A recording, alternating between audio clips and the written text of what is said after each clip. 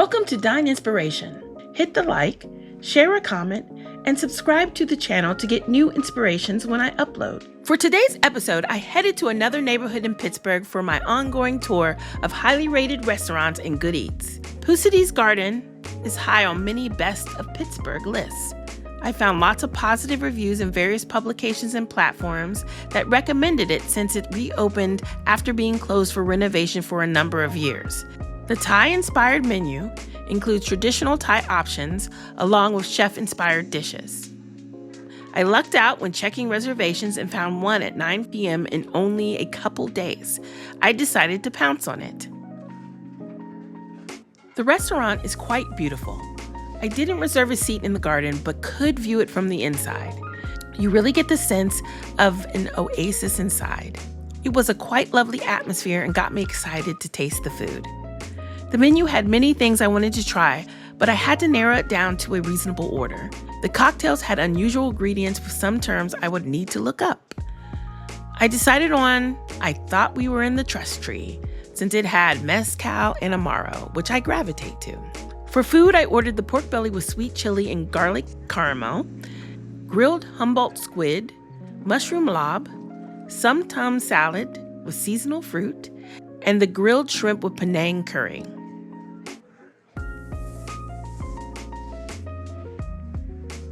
The cocktail was well balanced and tasty and really beautiful to look at.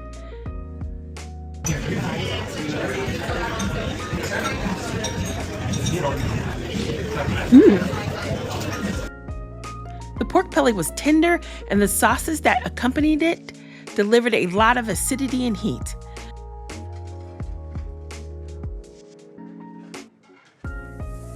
With the Humboldt squid, the squid itself didn't have much flavor, and I expected a bit more grilled flavor, but again, the sauce it came with made the dish. The mushroom Laab and the sum tum salad were both light and tasty with great flavor. I love green papaya salad and always order when I see it on a menu. I went back and forth between the mango salad and the som tam. When the som tam arrived, I immediately thought it was a mistake. It really had all kinds of fruit that didn't really make sense, from kiwi to grapes and tomatoes. But boy, was I wrong when I tasted it. It all worked together perfectly. I think you can put some tum sauce on anything and it will make it delightful. Finally, I had the grilled shrimp with Penang curry. This was different than the other dishes. This was smooth and comforting versus the bright acidity that popped with the other dishes. I liked the contrast, and it ended the meal in a very satisfying way. I would come again and try more cocktails and plates. Most of the smaller plates did have similar taste profiles, so I would mix it up a bit more on a return visit. Nevertheless, I found the food of high quality with small to moderate portions, but enough to take home and enjoy the next day.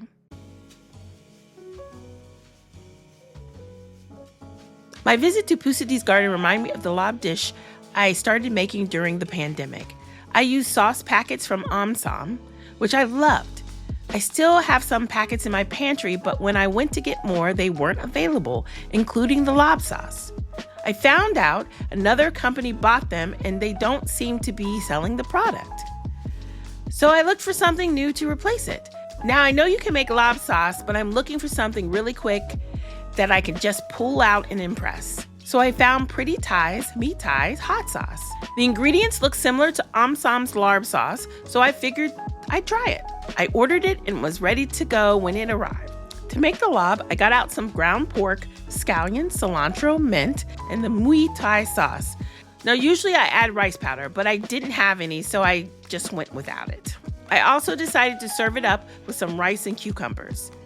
To prep, cut up scallions, mint, and cilantro, or whatever fresh ingredients you want to add to the meat. But remember, they will not be cooked much. Only the transfer heat from the meat will cook them a bit. Most Laab recipes include sliced shallot, but I don't like raw onion, so I left it out. But if you are a fan, throw it in too.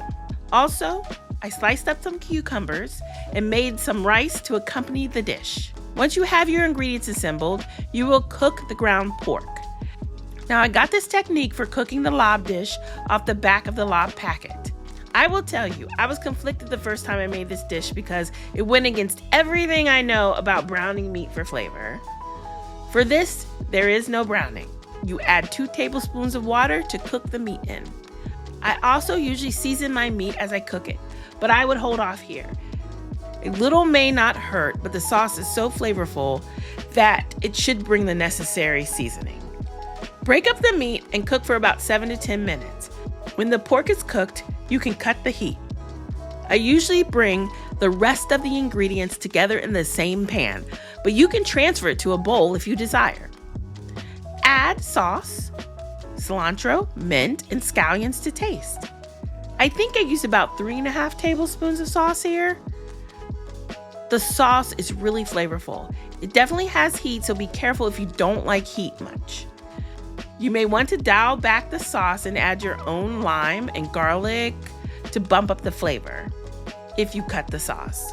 But this is perfect for me, and the rice and cucumber really balanced everything, and it helped cool it down at the end. Pretty Thai has other sauces available as well, so I'm excited to give it a try.